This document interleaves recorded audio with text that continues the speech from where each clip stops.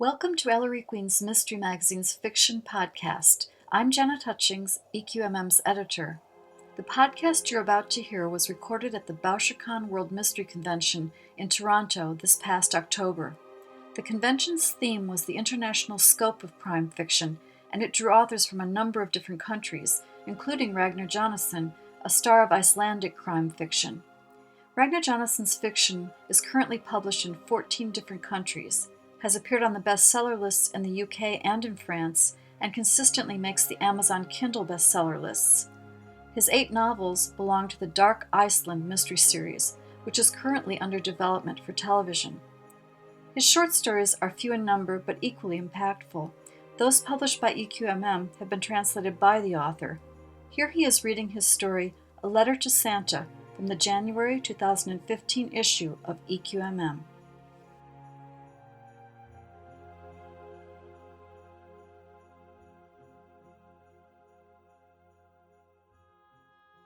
Christmas Eve in Siglufjörður, the northernmost town in Iceland.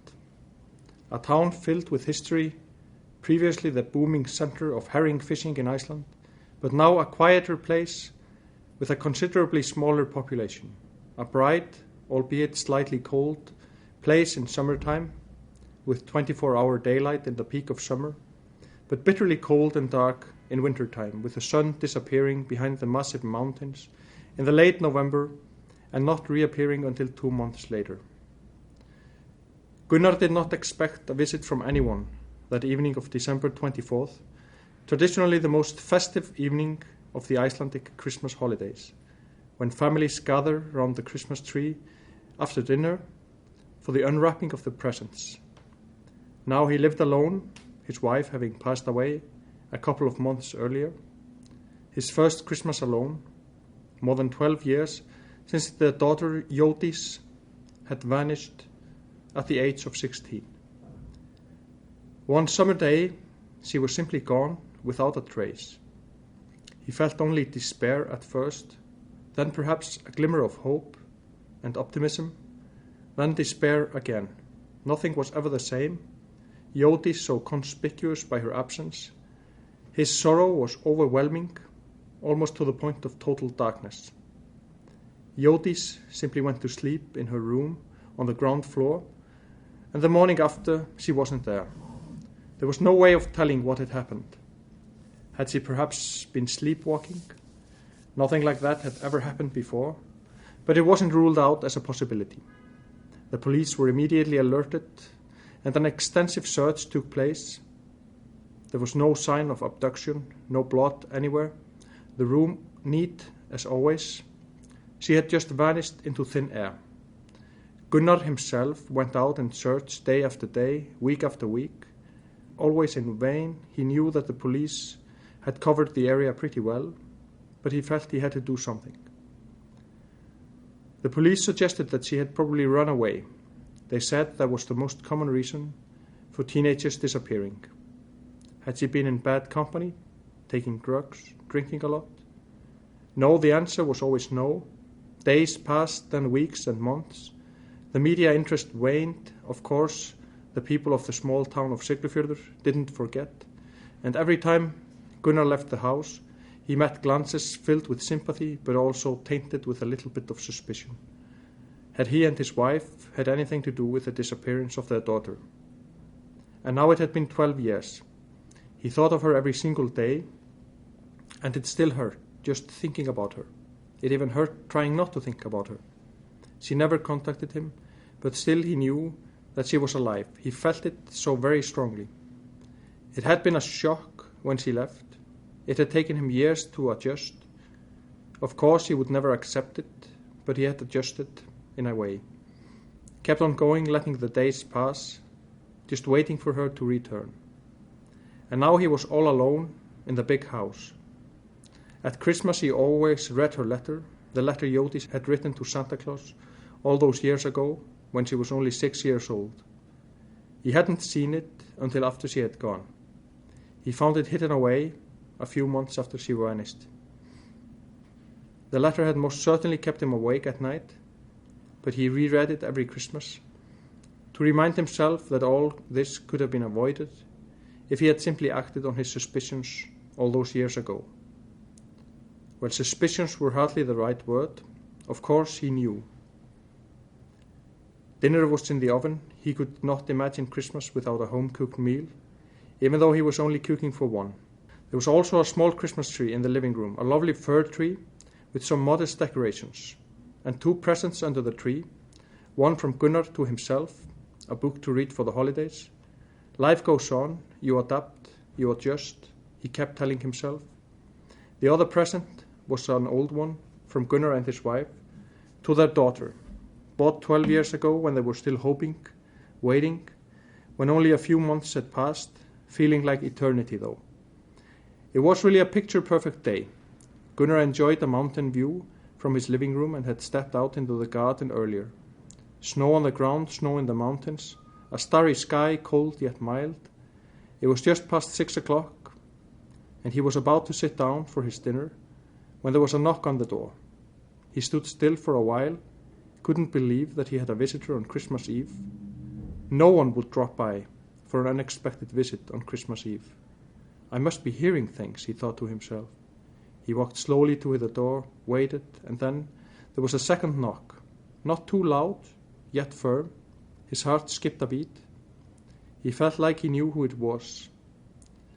Seeing her standing there was a shock, to say the least. He felt the tears, couldn't do anything to stop them, nor did he want to. He stood still for a while. He was simply unable to move. He had waited for this day for 12 years, and now the moment felt unreal. Jódís simply said, "Dad." She looked down. He heard her breathing heavily, anxiously. "Hi," she added, almost as if she was too upset to form longer sentences. It was obvious from her eyes that she had been crying. He didn't know what to say, just stepped forward and hugged her. Finally he said, "I always knew you would come back." "I didn't," she replied. "How are you, my darling girl?" "I'm okay, thanks, Dad." She followed him inside and they sat down at the dinner table, just like old times. "Are you hungry?" She nodded. "I've been driving for hours." They enjoyed their dinner in silence. Gunnar was still in a state of shock, but tried to maintain his composure. His daughter had returned. He could hardly believe it. "I'm sure you were expecting me," she finally said. "In a way, perhaps," he admitted, then added, "That's yours." He pointed at the present. "Although it's been here for years, waiting for you." "Thanks," she smiled for the first time. "Are you here to stay?" he asked tentatively, worried what the answer might be. "For a while, yes. I have a boyfriend in Reykjavik, though. We live together, but I'll stay for the holidays, at least." His heart was beating too fast. It still felt like a dream. "Where did you go?" Such a simple question, filled with so many years of anxiety and fear. "My friend helped me to, disappear for a while, out of Siglufjörður, and then I boarded a ship. I lived abroad for quite a long time. I'm not sure that I had fully thought this through at the time, but I had to go, you know that. I had to go." She paused. "And then I'd been away for too long and I really couldn't imagine coming back. Not until now. I'm sorry." "No, I'm sorry," he said immediately. "I should have done something. You know, I've kept your letter. I've read it again and again." She looked slightly taken aback. "My letter?" "The one you wrote, you know, to Santa Claus." There was a moment of surprise, but then she seemed to realize what he was referring to. "Really? Wow, I had completely forgotten about that. I must have been, 5 or 6? 6, he said quietly. "I didn't know how to get it delivered, so I just hid it away, I think. It's been so long." "You remember what you wrote?" he asked. "Of course, and you've read it, so now you know." "I think I've always known. At first it was only a suspicion, of course. I tried for as long as I could to hang on to the delusion that everything was okay. I'm sorry I didn't do more." He hesitated and then added, "I'm sorry that I didn't do anything. I was too weak." And suddenly he was crying again. Jódís didn't say anything. She didn't get up to comfort him. "I hated you both," she said calmly. "I hated her for what she did, you for what you didn't do." your failure to act. The words sounded rehearsed. I could never forgive her, but gradually I was able to forgive you. That's why I'm here. That's why I came back. When did the violence start? Before you were 6, obviously, having read the letter? I'm not sure. As far as I can remember, she was always violent, in a very subtle way, of course, keeping it from you. Physically abusive, verbally abusive. I don't understand how you stuck with her for so long. His reply was simply, I'm so happy that you're back. He didn't want to think of all the years spent in a loveless marriage, why he never packed his bags and left, why it took him so long to act. Can I have my old room? Of course, he smiled, wiped his tears. It's more or less unchanged. We were always waiting for you to come home. I'll probably sleep in tomorrow morning. I'm so tired. Well, you have been away for a while. She stood up and reached for the present under the fir tree. Can I open it? By all means. She unwrapped the package carefully. A book, she said. She sounded happy. I bought it for a 16-year-old girl, so I'm not sure it's something you'd be interested in now. Some teenage love story. It was quite popular back then, I think. It's perfect. Silence, and then, thanks, Dad. She left the living room but came back, stopped in the doorway. How did she die? Your mother? Yes. She died in her sleep, an overdose of sleeping pills.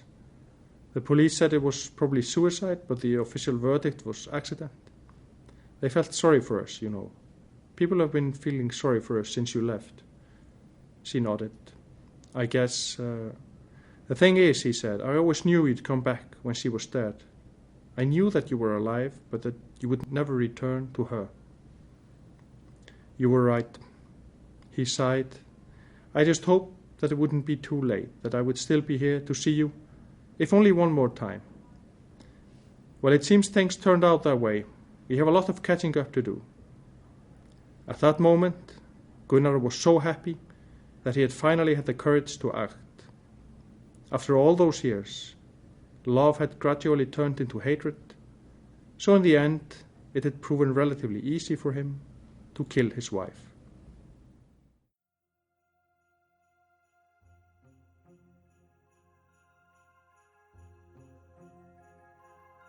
A Letter to Santa is copyrighted by Ragnar Jónasson. Music for the podcast is by Randon Miles and was obtained from the community audio section of the Internet Archive. Mixing for the podcast was done by Jackie Sherbo. You can subscribe to Ellery Queen's Mystery Magazine, where you'll find more stories like this one by visiting our website at elleryqueenmysterymagazine.com.